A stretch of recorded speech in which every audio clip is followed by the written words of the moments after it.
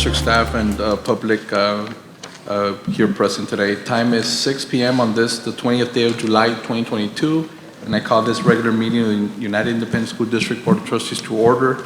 If I can have board members present, recite their name for the record. Ricardo Rick Rodriguez, present. Elisa Flores Oliveros, present. Frank Castillo, present. Juan Roberto Ramirez, present. Ricardo Molina, present.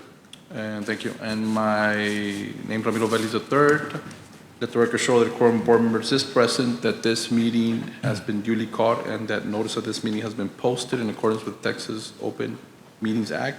Agenda item 3, if I can please have everybody stand for Pledge of Allegiance, Texas pledge, please.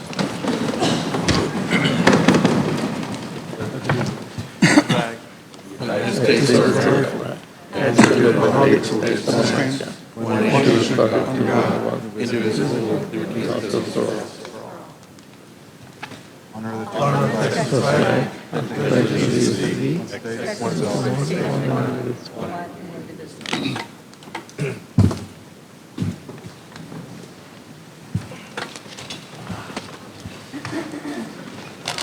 Thank you. Agenda item 4, public comments. Mr. Gonzalez, do we have any public Yes, comments? Mr. Vélez, at this time, we do have four.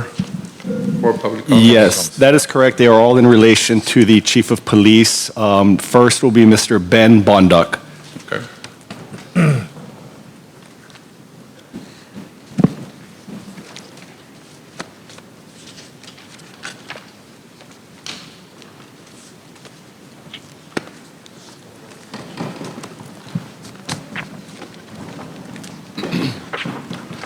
Good evening, Mr. Bonduc. Time is 6:01. You will have 3 minutes. Good evening, board members, Mr. Gonzalez. On behalf of United Police Officers Association, I'm here to offer our support to Chief Aaron Salazar, our USD chief. Our union consists of over 100 members, including police officers and securities. Again, my name is Ben Bonduc. I'm a cannon handler with USD Police Department and have been a part of this organization for the past 18 years.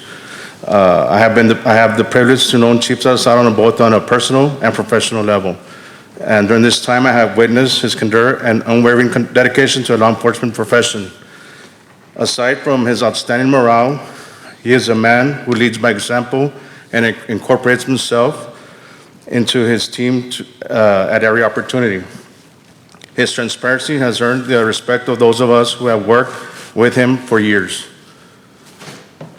as well as the new recruits who are immediately inspired by his passion and protecting our community. What I admire most about Chief Salazar is his accessibility as well as commitment. He's always available to his team, creates an environment free of judgment, and welcomes recommendations of improvement in which he makes everyone feel as equal. Chief Salazar has excellence and amazing ability to serve the students and staff of UISD. I worked with him and observed Chief Salazar as a colleague and supervisor during my tenure here at UISD. He is a true definition of professionalism, leadership, and excellence in law enforcement.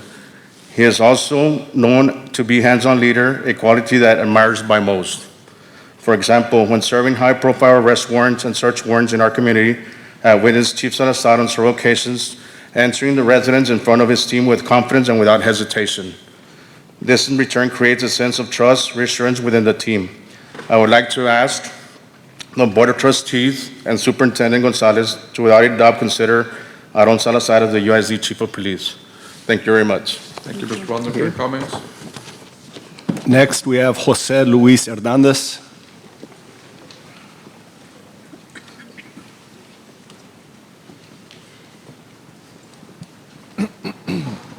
Good evening, Mr. Hernandez. Time is 6:04. You have 3 minutes, sir. Good afternoon, board members and superintendent. I'm a parent that lives over here by the Alexander subdivision, and I would really consider Chief Salazar. I know Chief Salazar on a personal level. I know him as when I was a youth, when I used to be with the South Laredo Youth Alliance under Joe Espinosa, when I would do my presentations for youth to be able to change their way of thinking in relations to gangs and everything. That's when I met Mr. Salazar, and he was a very big motivation in my life. Not only that, but also met him as I was working for UISD as a security officer, and that's when I was able to, with his guidance and his leadership skills, that's how I was able to be, recognized with a Chief Award. Also, in the, in living as a parent, that's the reason why I put my daughter in elementary, because I knew the UISD substation was next to, the UISD substation. So, I said, you know what, I might as well just put her not put her in a private school, but also, leave her in the public school due to her being safe. And I knew that if anything happened, Chief Salazar would be the first one to respond, because at the end of the day, we don't want what happened at Uvalde, And I would feel very secure by having him, if you take him into consideration, board and superintendent, taking him into consideration of being a chief of police. And I think he very well deserves it. I know a lot of people dislike of him becoming chief because he is very well coordinated, but I'll be honest with you, he would be a very good chief due to, him, working his ranks up to, becoming assistant chief and being chief. So I will be honest with you, I think he should be very well considered to become a next chief, and I would feel very safe having my daughter for UISD. Thank you. Thank you, Mr. Hernandez, for your comments. Next, we have Mr. Jose Ovando.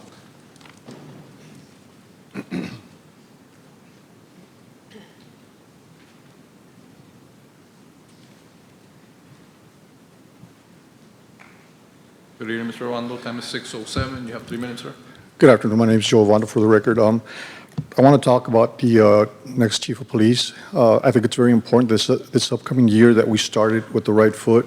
I know that everybody has in their mind the Uvalde thing, and I just hope that you make a good decision. I know Mr. Salazar personally, and I think he would be a great candidate for, and I personally think that we need to have a chief of police. We just can't have an interim chief, and that's one of the issues that happened in Uvalde. There was an interim chief. There wasn't a permanent chief that was there. And I'm also glad that it's being someone is going to be chosen from within the ranks, someone that came from within the UISD district, and they know the district. I'm just here to say that I'm very concerned at the situation of the safety of our children. That's what's happened in Uvalde. I've had some private conversations with my daughter, and she's in 3rd grade. It's just sad that you have to have these conversations and the concerns that she has. And although I try to be strong for her, I share some of these concerns, and probably even greater than her, because of things in my personal job of what I see. And I'm really, really concerned about the safety of our children in the school district. And I think it's very, very important that you make a decision today as to our chief, because we need to start the school year with a chief in place. And I just want to say that. Appreciate it. Thank you. Thank you, sir. Comments? Thank you, sir. And our final public comment will be Mr. Victor Vasquez.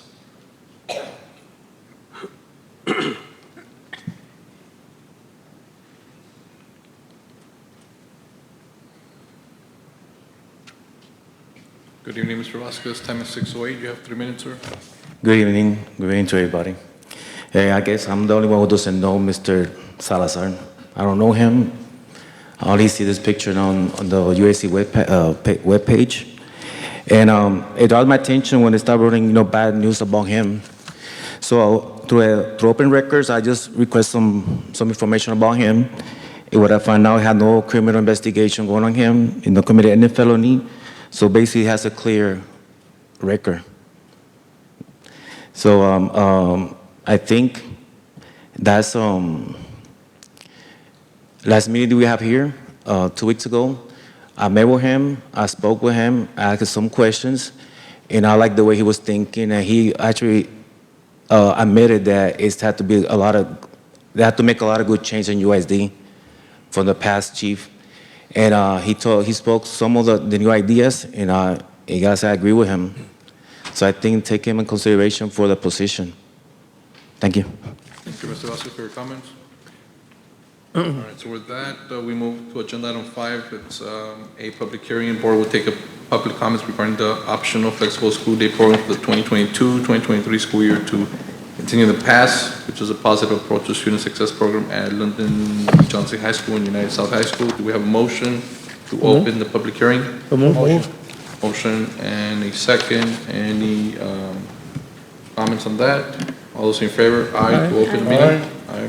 None against. So the time is 6:10. We have the public hearing open. I do have a short presentation, Yes, Mr. Vélez, ma'am. if you don't mind. Go ahead. Good evening, members of the board, members of the audience, Mr. Gonzalez and Mr. Trotman. We do have a very brief, I hope the PowerPoint can get going here, on page 7 with regards to, it's not this one yet, it's the first one with the public comments. It is in your packet, it should be in your packet, and it talks about optional flexible school day with regards to TEA offers school districts the opportunity to offer a program that offer flexible hours and days of attendance for students who have dropped out of school, is at risk of dropping out of school, or will be denied credit for one or more classes in which a student has been enrolled as a result of attendance requirements. We have to approve this annually. We do have the program at 2 of our high schools. The question I know it's probably going to surface is why these 2 high schools. It has a higher at-risk population. These 2 campuses, United South High School was in its inception of last year, and then LBJ, this will be the 5th year of it being placed there. You have the information on your packet with regards to what we need to do. The application is ready to go to hit submit tomorrow with your approval. We asked that it be presented to the school board for approval. We submit the application with the intent to participate with a narrative. So TEA changed all of the narrative, and so we had to go back, rewrite it. They asked us for different criteria with regards to how we monitor and take attendance so that we are not double dipping, so to speak, with regards to that. And TEA manages a program on an annual basis, so this is an annual application that we bring to you all. We use Odyssey Ware for our students. 1 teacher at each campus is assigned to monitor these students on a flexible schedule with regards to their enrollment at the campus. We start at 8 to 12, and the next session begins from 12:30 to 4:30. So we have 2 particular groups. I would like to share the data with you. It was lower than previous year, but when I look at LBJ, the total number of students enrolled in this program were 17. We had a lot of individual students who, because of COVID, the in and out, they were doing remote and so forth.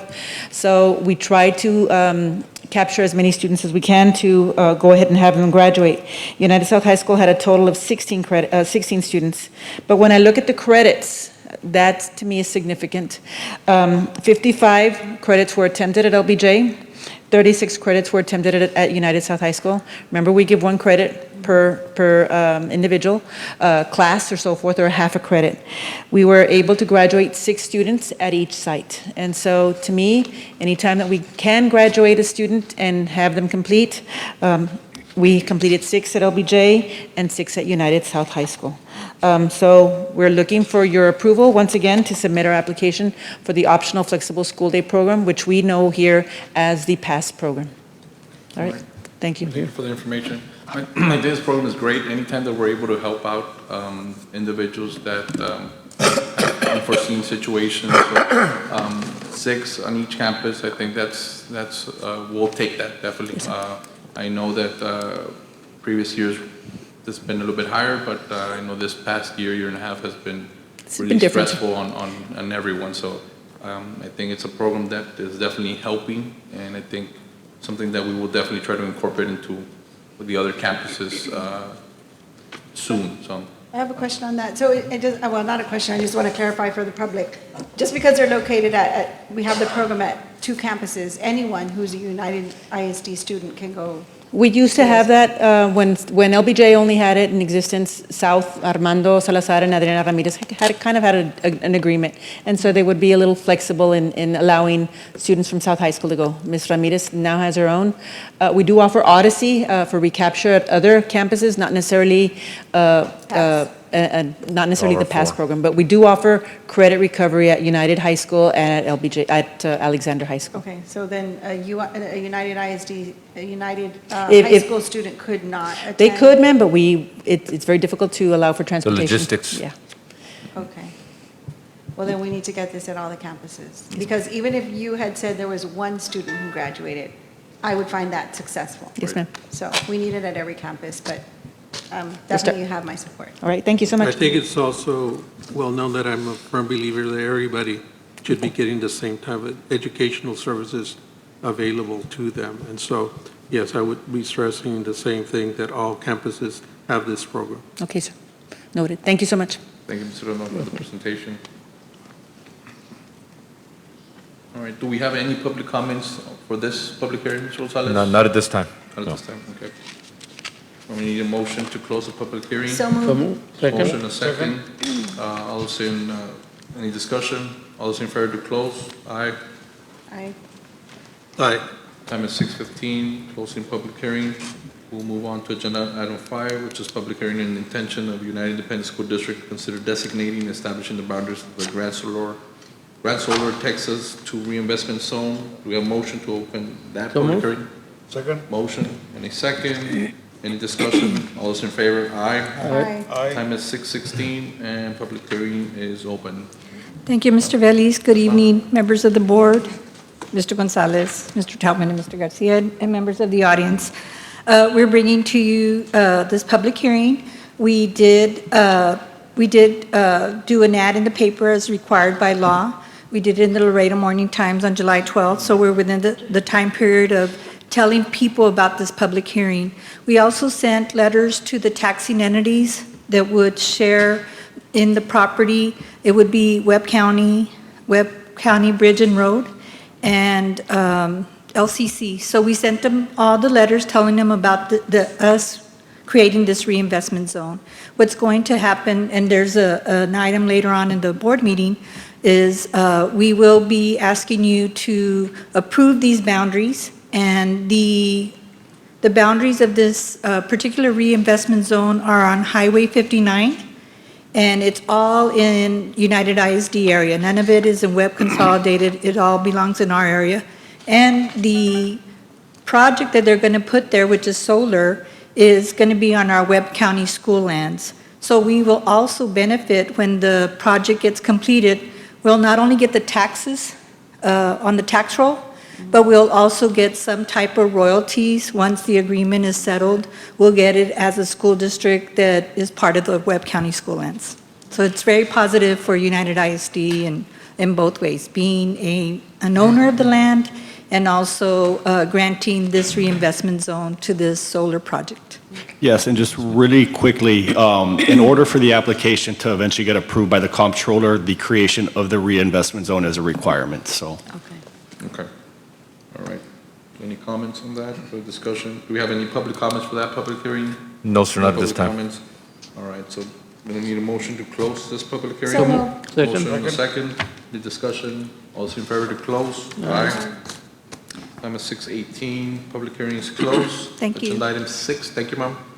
Consent agenda items. We have items 6A through 6Q. Motion for approval. Motion to approve in a second. Discussion. Yeah, go ahead. Discussion. Go ahead. Ms. Castillo. Thank you. I did have a question regarding letter J on the awarding of bids for charter bus services. Okay. Is anybody available from the staff? Yeah, somebody will get a Jackson. Ms. Jackson will address it right now, sir. Had a question regarding the recommended vendors. There's quite a bit of them. Yes. Why is that? Just for clarification of me and for the public. The reason we really pretty much approve all of the vendors that submit proposals to us is because there are times throughout the year, especially in May, when we have sports traveling and extracurricular clubs traveling, we don't have enough approved vendors to service all our school district. So we do provide a tabulation to all of the campuses and departments that have like the fees. This is the fee to go to San Antonio. So it's up to each person's budget to select the vendor that provides the best fee. When you get to the times where there are no buses available, you may have to go with one of the higher vendors, but at least you have a vendor that's been vetted by the district, has provided the insurance, and has also been cleared through the FMCSA, which is, they have their $5 million liability policy. Is this a ranking order that you have on the list? No, they're not ranked. They're in in the summary, they're in alphabetical order. Because one vendor can have a better price for San Antonio and another vendor have a better price for Corpus, another vendor. So it's really up to each end user to look at that tabulation and make the determination which vendor they're going to go with. How do you handle complaints regarding any of these vendors? When we've had complaints in the past, we have a vendor complaint form that we have available online for all staff to fill out. And then that form comes to our office. It goes first to the buyer that did this solicitation. She gets the complaint from the end user, communicates the complaint to the vendor, and tries to come up with a resolution. If no resolution is obtained, then at that point, sometimes I get involved. We had a recent one with Washington Middle where we were able to resolve their issue, and I had to get involved, and the vendor If went there's a ahead. breakdown on the highway, the road, who's responsible for ensuring that the transportation continues? Well, it's up to the vendor, but there are some cases where the vendor will say it's going to take an hour, because remember, they have to send a bus from wherever they're located. Some of our vendors are local, some of our vendors are out of San Antonio. So depending on where the bus breaks down is the amount of time that it will take for them to get a replacement bus. So who makes the final decision to get the vendor assigned to a particular class, school, whatever it might be? The end user decides which bus company they're going to go with, or the team or the school or Could be the a club. teacher, it could be a Yes. principal, a teacher. Yes, correct. a- Whoever is making the travel arrangements for that particular field trip or athletic event. Okay, then this other question I had regarding the band instrument repairs. Are they local, the four that you listed here? Not all of them. I'd have to go back and look. I know that this bid, we did go back and It's forth. page 108, just in Okay. case it helps. We did go back and forth, and we did get not only Mr. Jerry, is Jerry here? Not only Mr. Jerry involved, but he actually got some of the band directors. I think it was from Alexander, Mr. Martinez, and from United, because we started doing this solicitation when schools were letting out. So he contacted all four high schools, but the ones that were able to be part of the committee were Mr. Mallon and Mr. Martinez. When you have an instrument that's broken, do you just go to one vendor, or do you select who gives you the best price of the top three perhaps, or I'm not sure how you're doing it? Well, the band directors are kind of the experts in this, and so we had a lot of issues because in determining who to award this to, right? Because you'll have some that will be lower and some that'll be higher, Yes. but then the band directors will say, but I had a bad experience with this one, I prefer to pay a little more for this. So we award several to give each band director the flexibility to go with the vendor that has provided the best service for them. Thank You know, for the record, Mr. Castillo and Mr. Rodriguez, and Corey Jackson mentioned it, he did coordinate with some of the band directors. But to your question, sometimes some of the vendors specialize more with the trumpet, some more with trombone, and so forth. So it's not just much the price, also the quality of the work they do with the different instruments. Just information. Thank you, sir. I just have a comment on agenda item M. I always ask every time this is before the board if I need to abstain from voting on this item because it involves Head Start, and I am the Webb County Head Start Director. I'm always told that I do not have to. You do not have to, ma'am. You Correct. don't have an interest in the company, you're just strictly an employee. I am not the owner. I am not even the official certifying officer who would be our Webb County judge. I'm an employee of the Webb County Head Start program doing my job. If I were to take all of those campuses and move them to LISD, my salary would be the same. It would be not higher nor less. So I just want to state that for public record, that I have no financial interest in this whatsoever. I'm just an employee doing my job. That's it. Yes, you do not have to abstain, you can vote. I mean, the memo of understanding is really just that. It's No, there's not a, financial. It's financial. Yes, sir. Okay, I didn't know that. All right, so Thank you. thank you. Any further discussion? We have a motion, a second, to approve items 6A through 6Q. All those in favor? Aye. Aye. All those opposed? None opposed, motion passes. Agenda item 7, items for individual consideration. 7A, approval donations.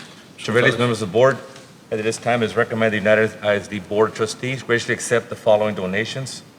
2 donations received by Gutierrez Elementary for medical equipment, and a donation of $1,000 and a $1,000 donation from Gabriel Goldaracena that will go towards the Dancerettes competition expense. So we had a total donation of under $1,000. We had no donation of $1,000. Total grand total for this month is $2,000. Thank you, sir. Is there a motion to approve donations as presented? So moved. Second. Motion a second. Any discussion? All those in favor? Aye. Aye. Aye. All those opposed? Unopposed, motion passes. Agenda item 7B is approval of disposition of portable buildings. Good evening, sir. members of the board, Mr. Gonzalez, members of the audience. At this time, we bring before you the request for your approval of the disposition of portable buildings as listed. Last week at the Business Committee meeting, the item was presented to the board members that were part of that committee, but I am bringing it before the full board because we included 8 portable buildings, which you'll see at the end of your list, from the old Salinas campus. So last week, the total was 52. With these 8 buildings from old Salinas, the total is 60. What's the total in everything, all of this? 60 total, right? Yes, sir. With the update to the old Salinas 8 buildings, it's 60. You're just amending it. Yes, sir. It's just amending the list, sir. Motion to approve. Motion to approve. Is there a second? There's a second. Motion a second. Any further discussion? All those in favor? Aye. Aye. Aye. All those opposed? None opposed, motion passes. Thank you. Thank you, sir. Agenda item 7C, is first and final reading of DMA Local Professional Development, Required Staff Development. Good evening, members of the board. Once again, I'm going to do the policy component, and Ms. Lissa is going to do the required professional development plan. So we bring this policy. It was part of Update 119. They did ask that we get it approved prior to August 1st so that the professional development plan can come before you, and that has to be approved by you all as well. So we bring the policy. Basically, it is a new policy for required staff development, which highlights the areas, and it includes a schedule of the required professional development for all district employees. So it was a first and final reading. We are bringing the other Update 119 policies for first reading only. Thank you. Thank you, ma'am. Thank you. Good evening, board members, evening. Mr. Gonzalez, and members of the audience. What we have before you is the professional development plan for the year 22-23. It is very extensive, but it meets every letter of the law based on the information that was just released from the state. So I think we have a presentation. If we could, the presentation, the PowerPoint presentation. I'll go ahead and get started. We have it That's fine. here. I'm seeing it here. Okay. Go ahead, ma'am. So again, we're just reiterating that it meets everything on DMA local. What you have there is because our professional development is so extensive, we have to do it in phases. And the first phase is the Vector Solutions trainings. These are trainings that every employee has to participate in, and we do have a timeline for everybody to finish this training throughout the year. We also track all of the professional development through the OmniTrack system, and this is where teachers and professionals and paraprofessionals can earn certificates of attendance. Because it's so extensive, we also have what we call a matrix, and every department and or principal, and it's mostly at the campus level, principals are able to schedule their professional development using this matrix so that we cover every letter of the law for every department that is that mandates professional development based on state.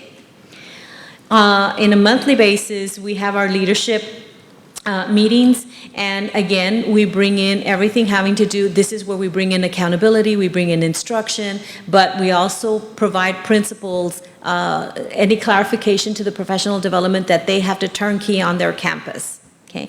Apart from that, we have campus professional development sessions, and this is where curriculum and instruction works together with the campuses. Our coordinators provide the professional development sessions at the campuses or during our campus and district professional development days. And then finally, during the district professional development days, we also have in our calendar, which we will be releasing next week, all of the department trainings. So we have trainings for Section 504, for dyslexia, for bilingual, special education, to meet all of the mandates for compliance, and all of the mandates for instruction. So it is very comprehensive, which is why we have to, put it, compartmentalize it in the different modes that we have. A lot of them are virtual, a lot of them are videos with assessments that everybody has to take as they're watching the videos so that we can make sure that the training is completed. I don't know if you have any questions for us.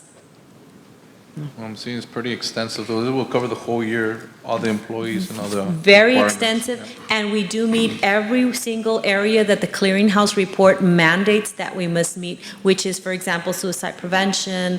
Let me go back to them, because there's so many. But the suicide prevention, we have the bullying. There's certain items, the trauma-informed, the human trafficking, all of those are part of the clearinghouse report, and we do make sure that we meet the letter of the law in all of the trainings that we have provided for our employees. Throughout the year does verification at the campus level to see where everybody's at, or? We've got several systems. For example, the Vector it's tied into our OmniTrack, so our OmniTrack is really the one that tells us who has met, who hasn't met. And so the Vector system, once Ms. Taboada and her department upload all the names of the employees, we will get emails. For example, I got an email saying, hey, you're still missing these trainings, or so regularly we will get emails, reminders so that we make sure that we meet the letter of the law and comply. Through our OmniTrack, we're able to track how many employees, and then the matrix, once the principals have verified through their sign-in sheets and their presentations that everything has been met, they sign off, and we have that documentation. Okay. All right. Appreciate the information, Ms. Dessa. Any further discussion? All right. Thank you, sir. All those in favor, aye. Aye. Aye. All those opposed, unopposed, motion passes. Thank you very much. Thank you. Agenda item 7D, discussion and possible action on a resolution designating the Grand Solar Texas 2 reinvestment zone, establishing the boundaries thereof, and providing for an effective date pursuant to Chapter 312 and 313 of the Texas Tax Code. Yes, I have a recommendation. Go ahead. Yes, the recommendation is pursuant to Chapters 312 and 313 of the Texas Tax Code that the board approve and adopt the resolution as presented, creating the Gran Solar Texas 2 reinvestment zone, establishing the boundaries thereof, providing for today, July 20th, 2022, as the effective date of the resolution, and that the superintendent or his designee be authorized to take such further action as may be required to establish the Gran Solar Texas 2 reinvestment zone. I'd like to make a motion to that effect. Second? Motion, Oliveros, second. Any discussion? All those in favor, aye. Aye. Those opposed? Unopposed, motion passes. Thank you. Thank you, ma'am. Agenda item 7E, discussion, policy, and presentation from UAC administration regarding state mandated school safety, action steps, and matters incident thereto. So this one, I'm going to make a motion to table for the upcoming August meeting. So I know Mr. Montemayor is not present, but I spoke to him earlier, and he's one of the sponsors of this item, and he would like to be present and I'll second the discuss motion. the option. So we have a motion by myself, Sir, second. before you make a decision, can I Yes, just Sure, go ahead. make a comment? I just would like to thank the individuals who assisted with a lot of the requirements from the state that are coming down prior to the start of the school year. So our school year begins a little earlier this year, August the 10th. And our teachers are actually coming back August, I believe it's the 4th. And so there's a lot to do in the short period of time. So I just want to do a shout out to the individuals who assisted, who have been assisting us with the audits and the requirements by the state. I'd like to start off with our Chief Salazar, who's taken the lead with regards to the requirements, Sergeant Mireles, Sergeant Lopez, Sergeant Galindo, Sergeant Garcia, Lieutenant Salinas, and all of the internal audit team. We did bring them out and just in the last 2 days, Monday and Tuesday of this particular week. They went to every single one, 52 of our campuses, did all of the inspections of the doors. We are now working on processing those and submitting those work orders so that we can be ready for August the 10th when our students do start arriving. I'd also like to do a shout out to, of course, our auditors and Safety and Crisis Response Manager, Ricardo Rangel. We've been working late every day to get the presentations going for our campus administrators who start. We have our presentation, and I would like to extend an invite to you all on July 26th. We have 2 sessions here at the SAC, one at 8 o'clock, one at 1 o'clock, if I'm not mistaken, where we will present the safety plans to our staff members. In addition to that, the instructional TV department is also working on some videos so that we can standardize our presentations so that when we do turnkey trainings at the campus level, we are ready to go consistent across the district, everybody getting the same message, our employees, our staff members, hopefully our students as well, and our parents.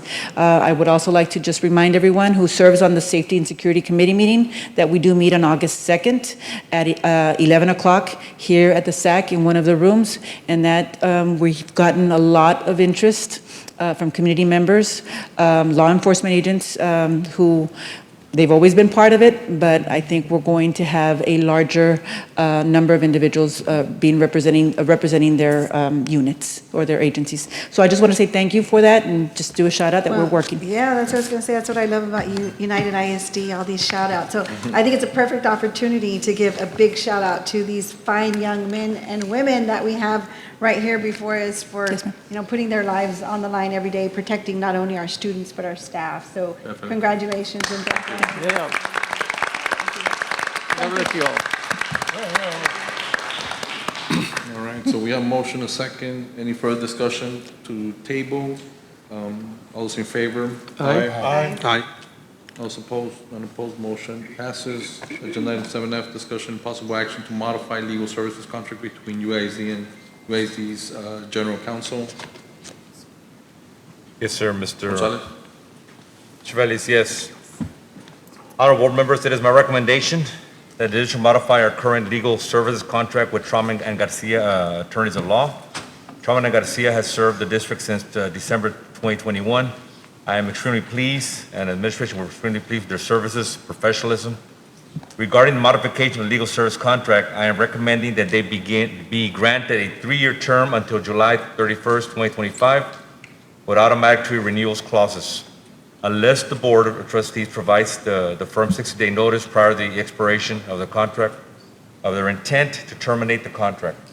We strongly believe that the firm and the district deserve this stability, and as superintendent, I am confident in the firm to guide the district in a legal and ethical manner.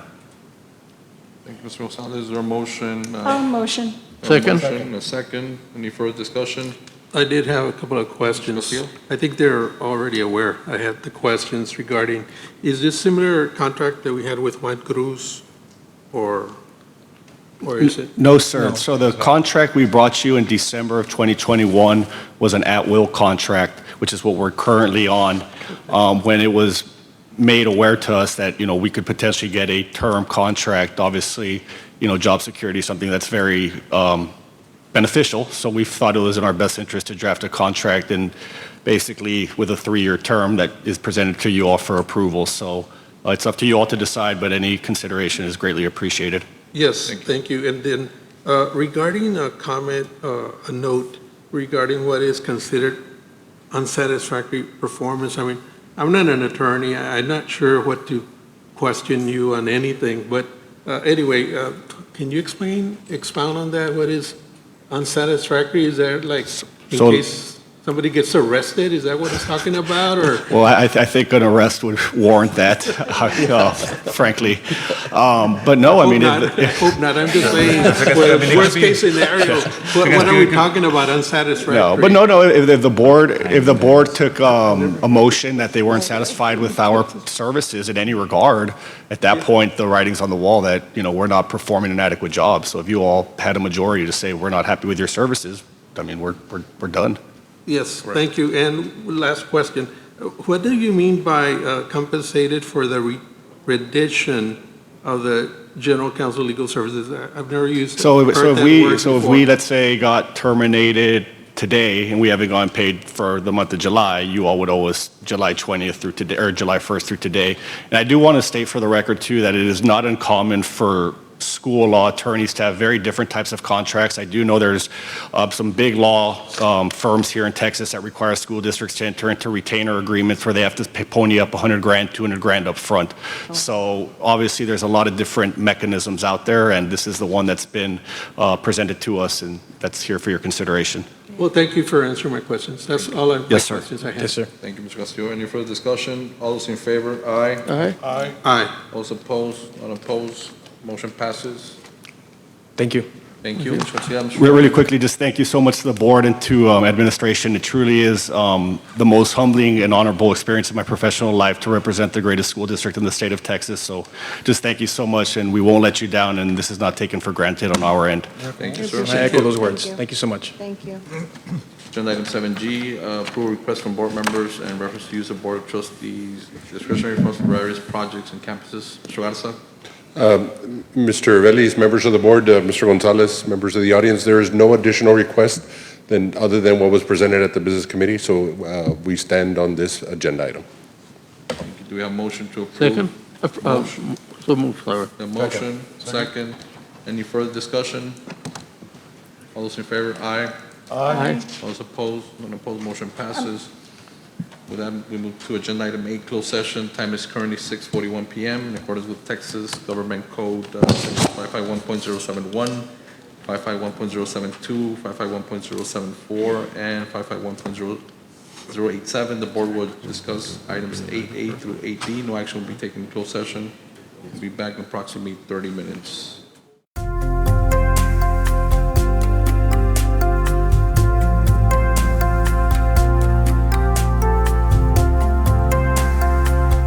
So coming back to open session, the board has reconvened from closed session. We are now in open session. Time is 7:41 PM for the record. No action was taken in closed session. Agenda item 9A, possible action regarding negotiation pertaining to donation of Mando Family Interest Tract described as an 82.44 more or less acre tract of land out of a 638.07019 acre tract of land originally out of the Mando tract, being a 1,486.2 acre tract situated in portion 6, Las Maria Diaz, Abstract 38, Webb County, Texas. Is there a recommendation from council? Yes, the recommendation is a motion be made for no action. All right, so motion, do we need a motion for no action? Second. Make a motion. Second. All Second. right, motion a second. Any discussion? All those in favor? Aye. Aye. Aye. All right, agenda item 9B, possible action regarding pre-closing matters pertaining to the purchase and sale agreement regarding a 10.16 acre tract north side of Clark Boulevard, east of Chacon Creek and west of Bob Bullock Loop and west of the Walmart Supercenter. Such property is owned by Killam Development LTD. A motion by council? Yes, the recommendation is that a motion be made for no action. All right, we need a motion. Second. Motion. Motion a second. Any discussion? All those in favor? Aye. Aye. Agenda item 9C, possible action regarding Potential Holdings LLC regarding the presentation of schematic of a portion of private UISD Street, Santa Monica, as part of an agreement pertaining to such street pursuant to which access would be facilitated to property owned by Potential Holdings LLC. Yes, the recommendation is that a motion be made for no action. Do we have to go through the motion and a second and all that, or? Yes, sir. All right, so we need a motion. Motion. Motion a second. Any further discussion? All those in favor? Aye. Aye. All those opposed? Motion passes. Agenda item 9D, possible action regarding the best and final price received for the extension of Acuero Boulevard and associated utilities and street plant improvement, as well as discussions with Acuero LTD regarding reimbursement obligations arising under the original purchase and sale agreement executed in connection with the purchase of the one-half undivided in the property over which the extension of Acuero Boulevard will run. Once again, the recommendation is that a motion be made for no action. Motion. Motion. Second. Second. Any discussion? All those in favor? Aye. Aye. Those opposed? None opposed. Motion passes. Agenda item 9E, possible action regarding the appointment of Chief of Police. Mr. Vélez, members of the board, start off with this motion. I'd like to start by saying that intern chief Aaron Salazar began his career in United ISD in 1993. After multiple positions, When the district, he was working on his bachelor's degree, and in 1999, Salazar was hired as the district police officer. He was later assigned as a gang investigator. In 2005, a position he held until he earned captain of field operations position in 2007. In 2009, he was reassigned to lieutenant and later resumed his role as captain of field operations in 2015. In January 2001, Salazar was promoted to assistant chief of police until recently when he was assigned as interim chief of our proud and dedicated United ISD Police Department. Through nearly 3 decades of 4 superintendents, Dr. Barbosa, Dr. Jerry Barber, Mr. Rodriguez Jr., Mr. Roberto J. Santos, who have supported ARON in the past. Recently, the district administration reviewed Mr. Salazar's personal file, confirmed all legal requirements, certification for advancement. At this time, as superintendent of schools, I am making a recommendation, Aaron Salazar, as the next police chief for United ISD. So So moved. moved. Second. Motion second.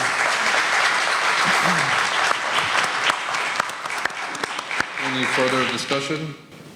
Congratulations. Congratulations in order for Mr. Salazar. All those in favor, aye. Aye. Aye. All those opposed, none opposed, motion passes. And agenda item 10, adjournment. Motion. Motion to adjourn. Second? Second. All right, time is 7:40.